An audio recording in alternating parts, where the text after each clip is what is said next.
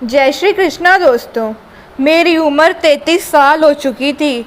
अब मैं उम्र के उस मोड़ पर थी जहां लड़कियों के रिश्ते आना बंद हो जाते हैं और बालों में चांदी उतर जाए उसके बाद तो लोग औरत को बेकार समझने लगते हैं। बस मैं भी इसी उम्र में थी। अब मैं किसी भी रिश्ते को स्वीकार करने के बारे में सोच रही थी, पर एक दिन तो हद हो गई। मेरी माँ मेरे पास आई और कहने लगी, बेटी तुम्हारे लिए एक लड़के का रिश्ता आया है। उम्र में सिर्फ तुमसे 1 साल बड़ा है, लेकिन इससे पहले उसकी 3 बार तलाक हो चुके हैं। उसकी 3 पत्नियां उसे छोड़कर जा चुकी हैं। माँ की बात सुनकर मेरी रीढ़ की हड्डी में भी कपकपी शुरू हो गई। मैं सोच भी नहीं सकती थी कि मेरी माँ मेरे लिए ऐसा रिश्ता लेकर आएगी जिसका 3 बार शादी हो चुकी हो और एक भी पत्नी उसके पास रुकी नहीं। भला जिसका 3 बार तलाक हो चुका हो वह किसी लड़की को खुश कैसे रख सकेगा? उसे तो तलाक देने की आदत पड़ गई होगी। लेकिन फिर मेरी माँ ने अगले ही पल एक अजीब बात कही, तुम पूछोगी नहीं कि तलाक होने के पीछे क्या कारण थे? मैं कुछ नहीं बोली, बस अपनी माँ की तरफ देखने लगी। मेरी माँ खुद ही बताने लगी कि बेटा लड़का एक ही है, उसके घर में ना माँ है ना बहन है, बस एक बूढ़ा बाप है और उसकी उम्र 60 साल है। उस बेचारे ने हमेशा अपने बेटे के लिए अच्छा ही सोचा, लेकिन जब भी कोई लड़की उस घर में आती है और तलाक लेकर चली जाती है तो उस बूढ़े पर तरस आता है। उस बेचारे बुढ़े की अब ज़िंदगी कितनी रह गई है? उसका बेटा भी क्या करे? अपनी माँ और बहनों को खोने के बाद बाप के खिलाफ वो एक शब्द भी नहीं सुन सकता। बस इसी वजह से जब उसकी पत्नियाँ उसके बाप पर इल्ज़ाम लगाती हैं तो वह उन्हें तलाक देकर घर से निकाल देता है। मैं तो कहती हूँ कि अगर तुम उसके बाप को भी संभाल लो, उसकी सेवा करो, उसका दिल जीत लो, फिर कभी भी कोई समस्या नहीं होगी तुम्हें। और वैसे भी तुम बहुत अच्छी हो, तुमने अपने पापा का भी कितना ख्याल रखा है। मुझे लगता है अगर तुम उस आदमी को अपने बाप समान समझो, उसकी खूब सेवा करो, तो तुम एक अच्छी शादीशुदा ज़िंदगी गुजार सकती हो। वरना बेटी अब तो तुम्हारा कोई रिश्ता ही नहीं आता। माँ की बात ने मुझे चौंका दिया था, साथ ही साथ मैं मायूस भी हो गई थी। किसी का बाप इतनी ज़्यादा तलाकों की वजह कैसे बन सकता है? यह इल्ज़ाम सास के ऊपर होता तो एक बार को मान भी लेती, लेकिन ससुर वाली बात मुझे हजम नहीं हो रही थी। फिर मैंने सोचा हो सकता है आजकल की लड़कियों में सहन शक्ति कम होती है, तो वह उस बेचारे बुढ़े अंकल को देखकर परेशान हो जाती होंगी। घर में उसे बुढ़े के अलावा कोई और तो था नहीं। हो सकता है छोटी सी बात का बतंगड़ बन जाता हो और बात तलाक तक पहुंच जाती हो। लेकिन मैं बात को जितना छोटा समझ रही थी वह इतनी छोटी हरगिज नहीं थी। मुझे क्या पता था कि मैं आग के दरिया में छलांग लगाने जा रही हूँ, जिससे मुझे अपने आप को बचाना होगा और अपने घर को भी। मेरी अभी तक शादी ना होने के पीछे 2 कारण थे। एक तो हम गरीब लोग थे, भर भर के दहेज देकर लड़के वालों का मुंह बंद नहीं कर सकते थे, और दूसरा मैं मामूली शकल सूरत की लड़की थी। पढ़ी लिखी तो थी लेकिन बहुत ज़्यादा सुंदर लड़की नहीं थी। रंग सांवला था लेकिन मेरे नैन नक्श बहुत ही तीखे थे। बड़ी बड़ी आँखें, ऊंची लंबी नाक, लंबे काले बाल जो मेरी पर्सनैलिटी को 4 चांद लगा देते। लेकिन वही बात कि लड़की गोरी होनी चाहिए, बस इसी वजह को बताकर मेरे रिश्ते वाले इनकार कर जाते। खैर मैंने अपने होने वाले पति से मिलने की इच्छा अपनी माँ के सामने जाहिर की। मैंने माँ से कहा कि कम से कम एक बार लड़के से मिल तो लूँ। उस लड़के से मिलने के बाद मैं एक बार उसके व्यक्तित्व को जांचना चाहती थी कि आखिर पता तो चले कि वह इंसान अच्छा है या नहीं, मैं उसके साथ ज़िंदगी गुजार सकती हूँ या नहीं। मेरी बात सुनकर माँ बोली कि नहीं बेटी, उसके बाप की आज्ञा नहीं है। उसका बाप अपने बेटे के बारे में बहुत सेंसिटिव है। अगर तुझे लड़के से मिलना ही है तो कल लड़का और लड़के के बाप दोनों आ रहे हैं। तुझे कोई बात करनी है तो उसी समय कर लेना, लेकिन मैं तुझे ये इजाज़त बिल्कुल नहीं दूंगी कि तू अकेले में लड़के से मिले। और भला मैं कैसे अपने मुंह से लड़के के बाप से कह दूं कि मेरी लड़की लड़के से अकेले में मिलना चाहती है। यह बातें लड़कों को तो शोभा देती हैं, लड़कियों को नहीं। अपनी माँ की बात सुनकर मुझे गुस्सा आ गया। मैंने कहा, माँ, लड़के लड़कियों में भेद पहले ज़माने में किया जाता था, अब लड़का और लड़की बराबर के हकदार हैं। दोनों को अधिकार है कि वह अपने पसंद का जीवन साथी चुने। अगले ही दिन वो लोग हमारे घर शाम को 5 बजे आ गए थे। मैं लड़के के बाप को देखकर दंग रह गई, जिसे मेरी माँ ने 60 साल का बुढ़ा कहा था। वह तो 45 से 50 साल का हट्टा कट्टा आदमी लगता था। ऐसा लगता था कि बाप बेटा नहीं, दोनों छोटे और बड़े भाई हैं। वह बूढ़ा आदमी, जो कि मुझे बिल्कुल भी बुढ़ा नहीं लग रहा था, बहुत ही शातिराना नज़रों से हमारे पूरे घर का जायजा लेने में लगा हुआ था। उसका बेटा कम, और वह ज़्यादा नज़रें घुमा घुमा कर इधर उधर देख रहा था, जैसे कि रिश्ता उसी के साथ हो रहा हो। अब मैं तो कुछ ऐतराज़ कर नहीं सकती थी, वरना मेरी माँ कहती कि तुम्हें हर वक्त नखरे ही सूझते हैं। जाते हुए मेरे ससुर ने मेरी गोद में 10,000 रुपये रख दिए। अपने ससुर की यह हरकत बहुत अजीब लगी। मेरे होने वाले ससुर ने मेरे सिर पर हाथ रखा। वह, आज से तुम हमारी बेटी हो, मैं आकर ले जाऊंगा। मेरे बेटे को पत्नी की ज़रूरत है और मैं भी घर में अकेला बोर होता हूँ। वह आदमी बहुत ही सलीके से बात कर रहा था। लगता नहीं था कि कोई उसकी वजह से तलाक ले सकता है। वह भी एक ऐसे इंसान से जो देखने में बहुत ही स्मार्ट, हैंडसम था और अमीर भी बहुत था। खैर, मैंने अपनी माँ से कह दिया कि अगर उस बुढ़े ने मेरे साथ कुछ भी बदतमीज़ी करने की कोशिश की तो मैं चुप नहीं रहूँगी। यह बात आप अपने दिमाग में बैठा लें। मेरी माँ कहने लगी, तुम भी यह बात अपने दिमाग में बैठा लो कि अपने ससुर की इज्जत अपने बाप की तरह करना है। आजकल की लड़कियों की तरह जवान मत चलाना, जो बात बात पर नाराज़ हो जाती हैं बिना किसी ठोस वजह के। अगर अपने ससुर से लड़ाई करोगी और घर छोड़कर यहाँ आई तो इस घर के दरवाजे तुम्हारे लिए हमेशा के लिए बंद हैं। मैंने तुम्हारी परवरिश ऐसी नहीं की। अपनी माँ की इतनी खतरनाक नसीहत सुनकर मेरा दिल काँप गया और माँ की नसीहत सुनकर मैं खामोश हो गई। लेकिन अगले ही दिन मेरी एक दोस्त गुंजन ने बताया, जिससे सुनकर मेरे कानों से धुआं निकलने लगा। गुंजन कहने लगी, मैं इन लोगों को जानती हूँ। इन लोगों के बारे में जो बातें मशहूर हैं वह अच्छी नहीं हैं। मैंने सुना है कि ये कोई फ्रॉड किस्म के लोग हैं और लड़के का बाप तो बहुत ही अय्याशी टाइप का है। मैंने गुंजन से पूछा, लेकिन तुमने उन लोगों को कब देखा? कहने लगी, जब वह कल तुम्हारे घर से निकल रहे थे तो उस समय मैं तुम्हारे घर के सामने से गुजर रही थी, तभी मैंने उन्हें देखा। मैं तो उन्हें देखते ही पहचान गई थी कि यह वही लड़का है जो अपनी 3 पत्नियों को तलाक दे चुका है। गुंजन की बात सुनकर मुझे बहुत दुख हुआ। मेरा होने वाला पति अपनी 3 तलाक होने की वजह से पहचाना जाता है। गुंजन फिर बोली, और मुझे यह भी पता है कि तुम्हारे होने वाले पति के तलाक तुम्हारे ससुर की वजह से हुए हैं। मैं अंदर ही अंदर डर गई। मैंने गुंजन से कहा, तुम्हें यह कैसे पता कि मेरे होने वाले पति के 3 तलाक हो चुके हैं और क्यों हुए हैं? गुंजन कहने लगी, मैं पता करके बताऊंगी, लेकिन ज़रूर ये बुढ़ा ठरकी है। ज़रूर कुछ ऐसी गलत हरकतें करता होगा कि उसकी बहुएं तलाक देकर चली जाती हैं। वरना तुम खुद सोचो, घर में सिर्फ ये बुढ़ा और उसका बेटा होते हैं। अपने बेटे की शादी करवाने में लगा हुआ है। हालांकि बुढ़ा तो लगता ही नहीं है, खुद भी जवान लगता है। चाहे तो अपनी शादी भी कर सकता है। उसके भी तो कुछ अरमान होंगे, देखने में अच्छा भला जवान लगता है। गुंजन की बात सुनकर मेरे दिमाग में नई उलझन पैदा हो गई थी।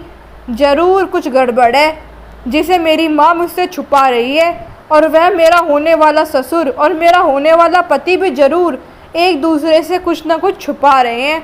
ये बातें मैंने अपनी माँ से कहीं तो मेरी माँ कहने लगी, भगवान से डरो लड़कियों, बुढ़ापा तुम पर भी आना है, तुम्हारे माँ बाप पर भी आना है कि बुढ़ापे की वजह से तुम किसी से नफरत करने लगो। हमारे ज़माने में आजकल की लड़कियां बहुत ज़्यादा समझदार हुआ करती थीं, लेकिन आजकल की लड़कियों के पास तो अकल ही नहीं है, छोटी सी बात पर ही अपना घर बिगाड़ कर बैठ जाती हैं। मेरी माँ ने तो गुंजन को भी डांट दिया था। जब मेरी माँ चली गई तो गुंजन कहने लगी, अच्छा सुन हर्षिता, ऐसा कर, अपने पति से ही बात क्यों नहीं कर लेती, सारी बातें शादी से पहले क्लियर हो जाएं तो ज़्यादा अच्छा है। अपने पति से कम पूछ तो सही कि उसकी पहले 3 बार तलाक क्यों हो चुके हैं। मैंने गुंजन को बताया कि मेरी माँ ने इस बारे में बात करने से साफ साफ मना कर दिया है कि मैं शादी से पहले लड़के से नहीं मिल सकती। गुंजन ने कहा, फिर ऐसा कर, शादी की पहली रात ही सब कुछ क्लियर कर लेना, पूरी ज़िंदगी तुझे उस लड़के के साथ गुजारनी है। अगर कुछ गड़बड़ लगे तो सारे रिश्ते ख़त्म करके अपने घर चली आना। पूरी ज़िंदगी उस नरक में जलने से अच्छा है कि थोड़ी सी बदनामी उठा ले। गुंजन की बात सुनकर अब मुझे डर लगने लगा था। अब तो मैं शादी के लिए भी मना नहीं कर सकती थी क्योंकि कार्ड भी छप चुके थे। वैसे तो बहुत ही छोटा सा फंक्शन होकर शादी हो जाना था, बहुत ही खास रिश्तेदारों को बुलाया था, मानो बहुत ही सादगी से शादी होनी थी। लेकिन खबर तो फिर भी सबको हो गई थी कि हर्षिता की शादी हो रही है और ऐसे इंसान से हो रही है जो अपनी 3 पत्नियों को छोड़ चुका है, वह भी अपने बूढ़े बाप की वजह से। मैं बहुत ज़्यादा डरी हुई थी। मैंने भगवान से प्रार्थना की, हे भगवान, मेरे घर को बचाए रखना, मेरी ज़िंदगी बर्बाद होने से बचाना, मुझे इतनी सहन शक्ति देना कि मैं अपने पति का दिल जीत सकूं और मेरी तलाक ना हो। मेरी शादी हो गई, मैं अपने ससुराल में चली आई। शादी की पहली रात जब अमित मेरे पास आए तो कहने लगे, तुम्हें यहाँ डरने की कोई ज़रूरत नहीं है, आज से तुम इस घर की मालकिन हो। तुमसे पहले मैंने 3 लड़कियों को तलाक दिया है, यह बात तो तुम्हें ज़रूर पता होगी, लेकिन जिस कारण मैंने उन 3 लड़कियों को तलाक दिया है, मैं चाहूँगा कि वह कारण तुम पैदा ना करो। अपने पति की बात सुनकर मैं डर गई और बोली, आखिर आपने उन 3 लड़कियों को तलाक क्यों दिया? मेरी बात सुनकर अमित के चेहरे पर दुख उभर आया। कहने लगे, क्योंकि उन तीनों लड़कियों ने मेरे बाप के साथ। इससे आगे अमित कुछ बोल ही नहीं पाए। थोड़ी देर बाद बोले, छोड़ो इस बात को। मैंने अपने पति अमित से कहा, लेकिन मुझे कम से कम बताओ तो सही कि तुम्हारी 3 पत्नियां तुम्हें छोड़कर क्यों चली गईं? अगर मुझे पहले सब पता होगा तो मैं सावधान रहूँगी, वह गलती नहीं करूँगी जो तुम्हारी और 3 पत्नियों ने की। मेरी बात सुनकर अमित बोले, हाँ बात तो ठीक है तुम्हारी, लेकिन 3 दिन तक मैं तुम्हें कुछ नहीं बताऊँगा। 3 दिन तक मैं तुम्हारे तौर तरीके और तुम्हारा रहन सहन देखना चाहता हूँ। मैं हैरान हो गई। मैंने कहा, कैसी बातें कर रहे हो?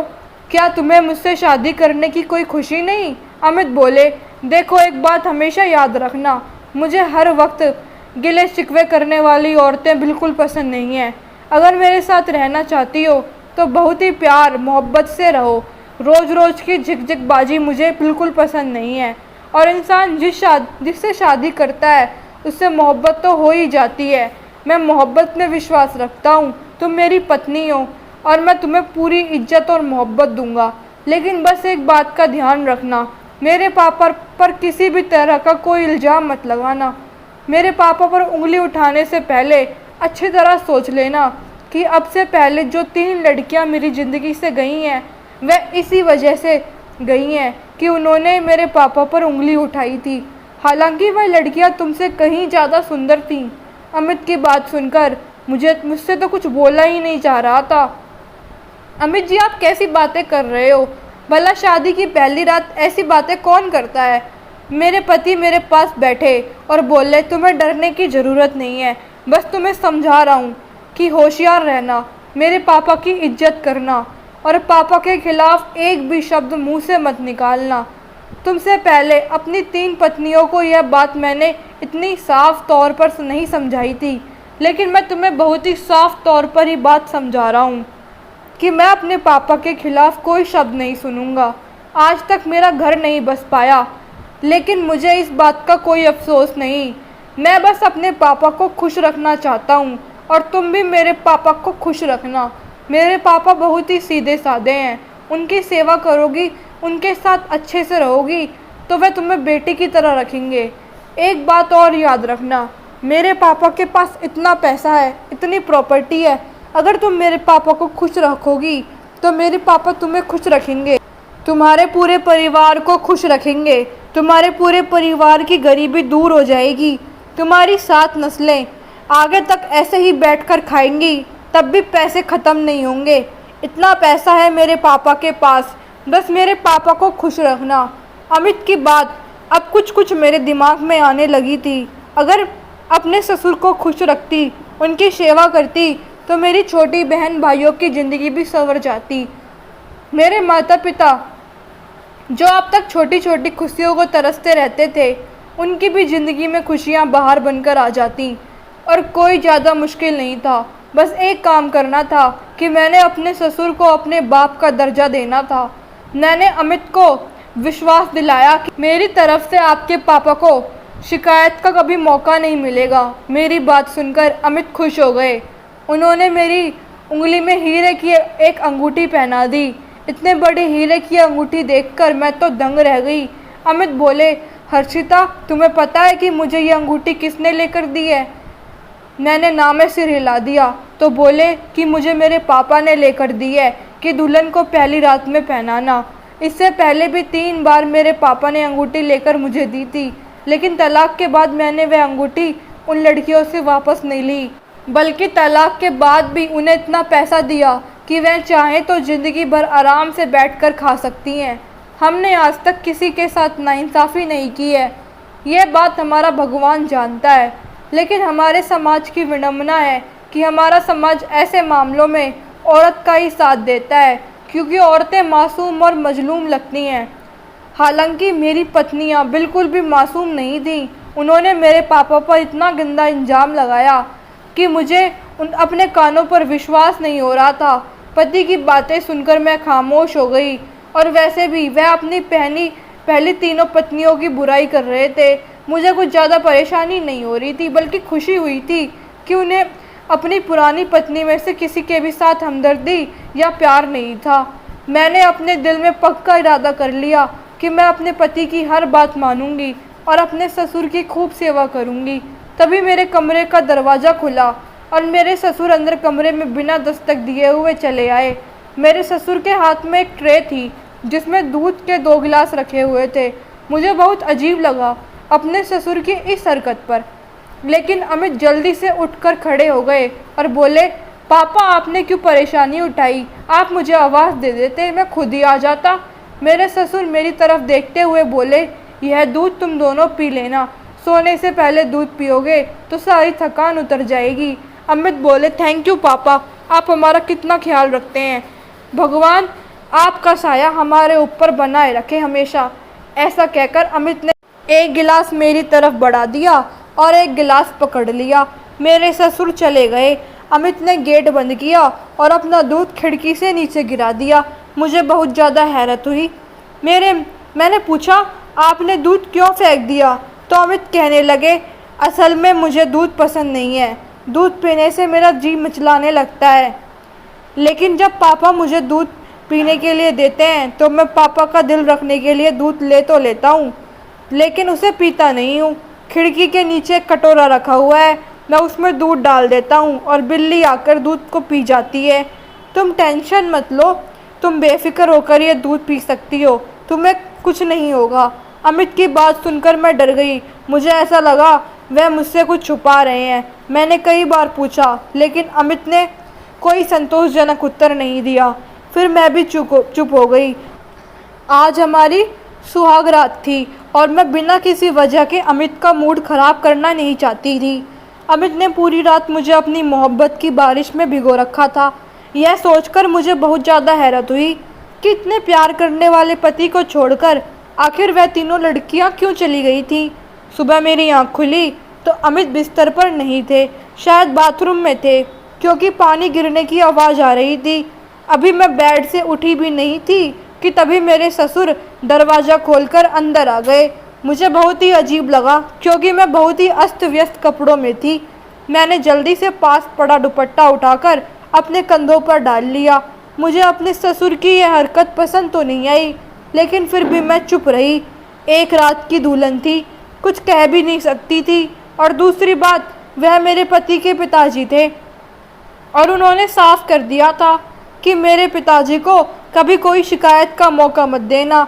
सो मैं चुप रही।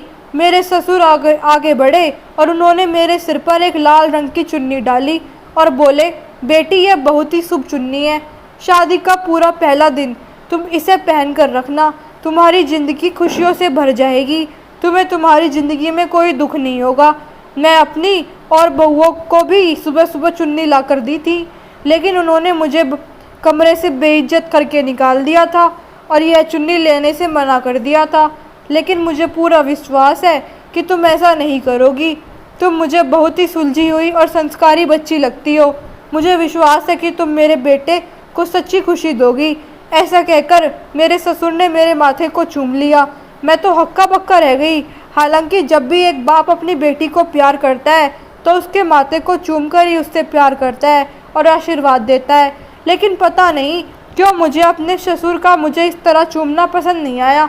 इतनी देर में अमित बाहर आ गए। अपने पापा को देखकर बोले, अरे पापा, सुबह सुबह आप यहाँ? मेरे ससुर ने उन्हें बता दिया कि मैं तुम्हारी पत्नी को यह लाल चुन्नी देने आया था। यह कहकर मेरे ससुर चले गए। अमित बोले, पापा की बात मानना और पूरे दिन से इस चुन्नी को पहन कर रखना। मैं अमित से कहना चाहती थी कि मुझे तुम्हारे पापा की चूमने वाली बात पसंद नहीं आई, लेकिन मैं चुप रही। इसी तरह मेरी शादी को 3 दिन गुजर गए। अभी तक तो सब कुछ ठीक ठाक चल रहा था, लेकिन अपने ससुर की एक बात मुझे बहुत अजीब लगती। वो हर वक्त मेरे आसपास रहते, मुझसे बात करने की कोशिश करते, बहाने बहाने से मुझे अपने पास बुलाते।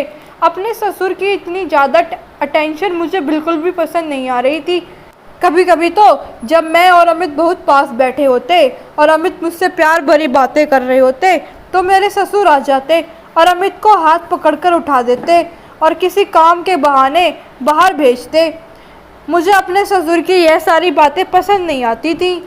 अगर यही सब अमित करते तो मुझे अच्छा लगता, लेकिन अमित तो शादी के दूसरे दिन से ही अपने कामों में बिजी हो गए थे। अब मैं धीरे धीरे इस घर से जुड़ने लगी थी। मेरे मन में कहीं एहसास होने लगा कि यह घर मेरा है और उस घर की मालकिन मैं हूँ। मैं पूरा मन लगाकर घर की साफ़ सफाई करती, उसका ध्यान रखती। एक बात और थी, मैं पूरे घर की सफाई करती, लेकिन मेरे ससुर अपने कमरे की सफाई नहीं करने देते। वे हमेशा उसमें ताला डाल कर रखते। जब सोने जाते तभी ताला खोल देते और अंदर जाकर सो जाते। मैंने एक दिन अमित से कहा कि अमित, तुम्हारे पापा अपने कमरे में ताला क्यों डाल कर रखते हैं? तो मैं तो सोच रही थी कि पापा के कमरे की सफाई कर दूं। मेरी बात सुनकर अमित थोड़ा परेशान हो गए। कहने लगे कि मेरे पापा की यह पुरानी आदत है, वे अपने कमरे में किसी का आना जाना पसंद नहीं करते। यहाँ तक कि उन्होंने कभी मुझे भी अपने कमरे में नहीं आने दिया।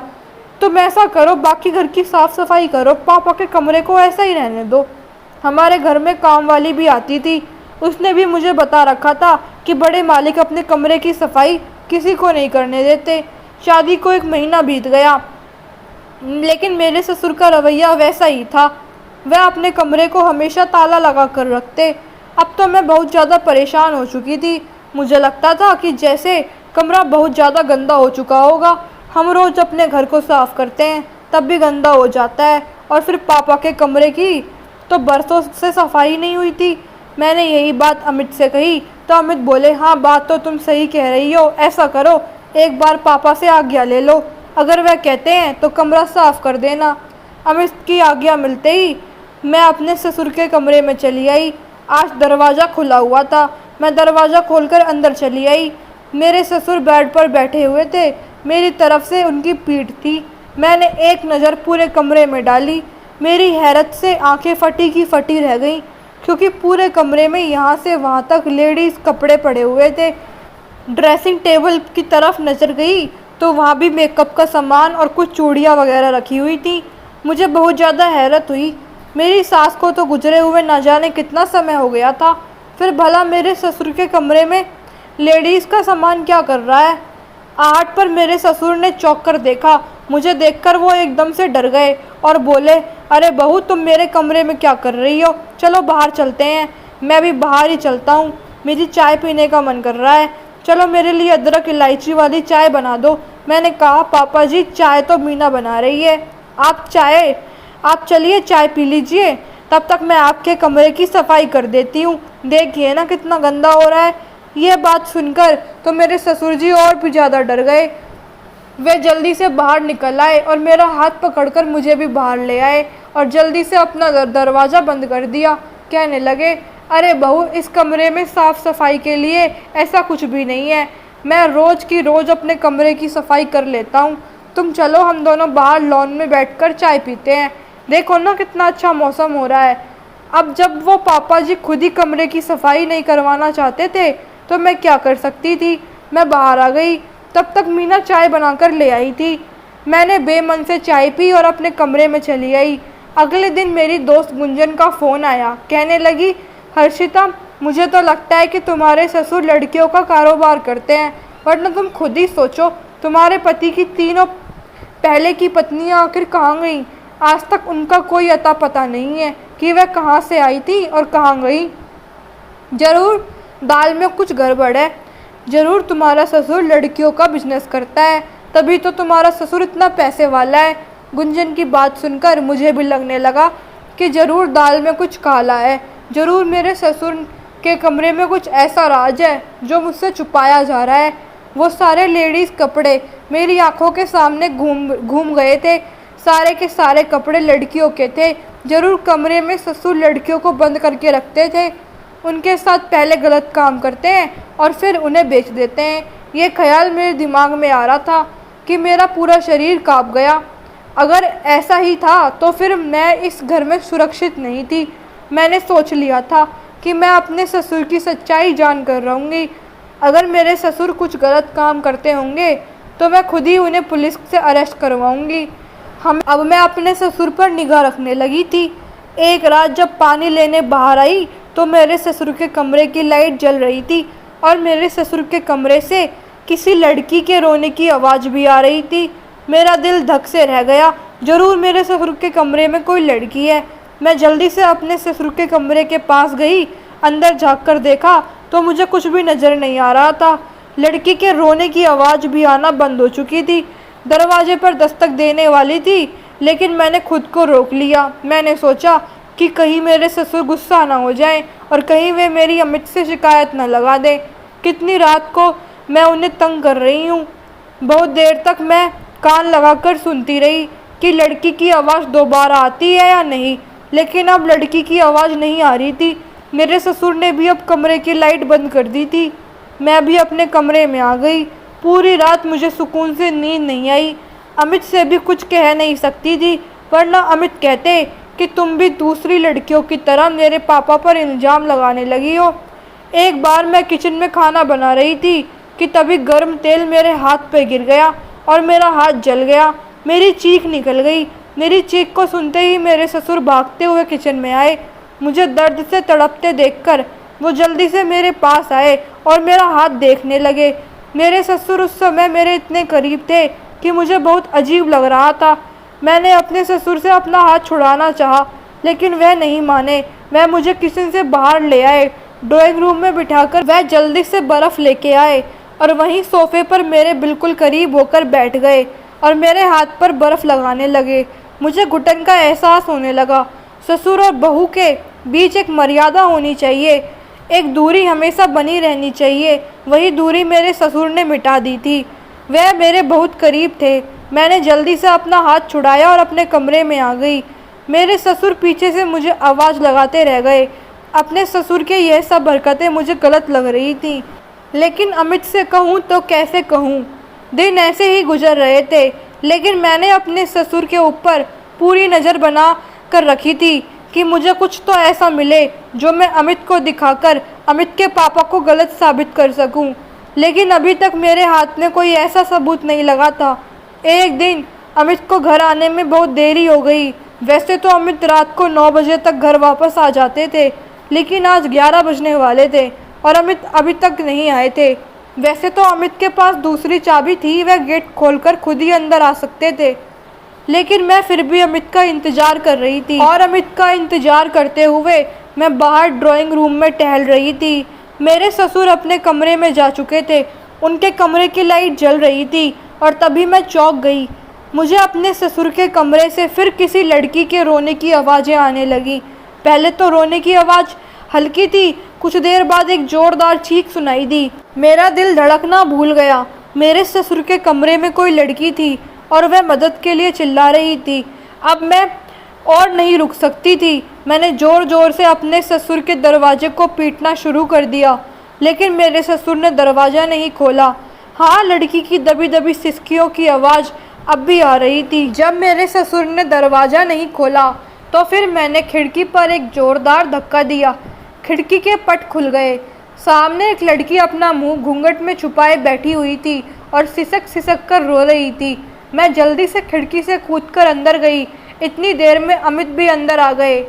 जब उन्होंने मुझे मेरे ससुर के कमरे में खिड़की के रास्ते जाते देखा तो वह भी मेरे ससुर के कमरे की तरफ चले आए। तब तक मैंने ही अंदर जाकर कमरा अंदर से खोल दिया। मेरे ससुर कमरे में कहीं भी दिखाई नहीं दे रहे थे। हाँ, वह लड़की अभी भी अपना सिर घूंघट में छुपाए रो रही थी। अमित भी सामने का दृश्य देखकर हैरान रह गए थे। मैं जल्दी से उस लड़की के पास गई और उसको दिलासा देने लगी, लेकिन जब उस लड़की ने अपना चेहरा ऊपर किया तो मेरे और अमित के सिर पर आसमान गिर पड़ा। वह कोई और लड़की नहीं बल्कि वह तो मेरे ससुर थे, जो खुद लड़की के मेकअप में थे। शादी का जोड़ा पहन रखा था, खुद को ऐसे तैयार कर रखा था जैसे कोई नई नवेली दुल्हन हो, और लड़की की आवाज़ निकालते हुए बड़बड़ा रहे थे और रो भी रहे थे। ऐसे सिसक सिसक कर रो रहे थे जैसे उनके साथ बहुत बड़ा जुल्म हो चुका हो, जैसे किसी ने उनकी इज्जत के साथ खिलवाड़ किया हो। अपने पापा को इस तरह बिलक बिलक कर रोते देखकर अमित की आंखों में भी आंसू आ गए। वह जल्दी से अपने पापा के पास गए, उन्हें चुप कराया। इतनी देर में मेरे ससुर बेहोश हो चुके थे। अमित जल्दी से उन्हें हॉस्पिटल लेकर गए। डॉक्टरों ने बताया कि उनकी दिमागी हालत ठीक नहीं है, कि किसी बात का उन्हें बहुत ज़्यादा स्ट्रेस है। और फिर अमित ने मुझे एक बरसों पुरानी कहानी सुनाई, जिसे सुनकर मेरी आंखों में भी आंसू आ गए। अमित ने बताया कि हम 2 बहन भाई थे। मेरी बहन मुझसे 2 साल बड़ी थी। मेरी माँ हम दोनों बहन भाइयों को छोड़कर बचपन में ही चली गई थी। मेरे पापा ने ही माँ और बाप दोनों का प्यार दिया था। हमारी वजह से दूसरी शादी भी नहीं की थी। धीरे धीरे हम दोनों भाई बहन बड़े हो गए और फिर मेरी बहन का रिश्ता भी हो गया। मेरी बहन की शादी होने वाली थी। उस रात मेरी बहन दुल्हन बनी अपने कमरे में बैठी हुई थी। उसकी बारात आने वाली थी। तभी कुछ डाकू हमारे घर में घुस आए। वह शायद पुलिस से बचने के लिए हमारे घर में छुपने के लिए आए थे। वह 5 डाकू थे और मेरी बहन के कमरे में घुस गए। उस समय मेरे पापा मेरी बहन के पास ही बैठे हुए थे, उससे कुछ बातें कर रहे थे। मेरे पापा मेरी बहन से बहुत प्यार करते थे और पापा को लगा कि शायद मेरी बेटी अब जाने वाली है, इसलिए उसके आखिरी समय को यादगार बनाना चाहते थे कि तभी उस समय डाकू कमरे में घुस आए। डाकू ने मेरे पापा को बाथरूम में बंद कर दिया और मेरी बहन को अपनी हवस का शिकार बना लिया। मेरी बहन चीखती रही, चिल्लाती रही, लेकिन बाहर डीजे की इतनी तेज आवाज़ थी कि किसी ने बहन और पापा की चीखों की आवाज़ नहीं सुनी। 5 डाकू अपनी मनमानी करके और मेरी बहन की ज़िंदगी ख़राब करके चले गए। जब मेरे पापा ने अपनी बेटी की उजड़ी हुई हालत देखी तो उसी समय उनका दिमागी संतुलन बिगड़ गया। वह चीख मारकर बेहोश हो गए। किसी भी बाप के लिए सदमा बहुत बड़ा होता है कि उसकी बेटी की इज्जत उसकी आंखों के सामने ख़राब हो। मेरी बहन को डॉक्टर के पास ले जाया गया, लेकिन मेरी बहन को बचाया नहीं जा सका। धीरे धीरे पापा कुछ नॉर्मल तो हो गए, लेकिन मेरी बहन वाले हादसे ने उनके दिमाग पे बहुत बड़ा असर किया। धीरे धीरे वो दिमागी मरीज बन चुके थे। मैं अपने पापा को कभी हर्ट नहीं कर सकता था, उनकी सारी बातें मानता था। अमित की बातें सुनकर अब सारी गुत्थी सुलझ चुकी थी। मेरे ससुर गलत नहीं थे। मेरे ससुर जब भी मेरे करीब आते थे तो वह मुझे अपनी बेटी के रूप में देखते थे। उन्हें अपनी मरी हुई बेटी मुझ में दिखाई देती थी। मेरी तीनों सौतनों के साथ शायद मेरे ससुर का यही रवैया रहा होगा और मेरी तीनों सौतनों ने मेरे ससुर के इस रवैये को गलत रंग दिया होगा। जैसा कि एक बार मेरे मन में भी गलत ख्याल आया था, लेकिन मेरे ससुर की मंशा गलत नहीं थी। उन्हें अपनी बहुओं में अपनी बेटी नज़र आती थी और इसलिए वह अपनी बहू के से ज़्यादा करीब रहने की कोशिश करते थे और उनको बहुत प्यार करते। कभी कभी तो अपने बेटे अमित में भी डाकू नज़र आने लगता था, इसलिए वे अमित को अपनी बहू के पास से हटा देते थे। ऐसा करके वे अपनी बेटी की रक्षा करते थे। जब अमित को सारी सच्चाई पता चली तो अमित को भी बड़ा अफसोस हुआ था। अमित ने मुझसे कहा कि मैंने उन तीनों लड़कियों के साथ बहुत गलत किया। काश मुझे पहले से सच्चाई पता होती तो उन तीनों लड़कियों की ज़िंदगी बर्बाद नहीं होती। मैं पहले से ही अपने पापा का इलाज करवाता। लेकिन मैं मानता हूँ कि यह सब कुछ तुम्हारी हिम्मत की वजह से हुआ है। अगर तुम उस रात हिम्मत ना दिखाती और खिड़की से कूदकर अंदर ना जाती तो ये हकीकत कभी खुलकर सामने ही नहीं आती। अब एक अच्छे डॉक्टर ने मेरे ससुर का इलाज किया और डॉक्टर ने उम्मीद दिलाई कि मेरे ससुर बहुत ही जल्दी ठीक हो जाएंगे। तो दोस्तों, अगर आप सभी को ये कहानी अच्छी लगी तो मेरे चैनल को सब्सक्राइब करें, वीडियो को लाइक करें और शेयर करें। धन्यवाद।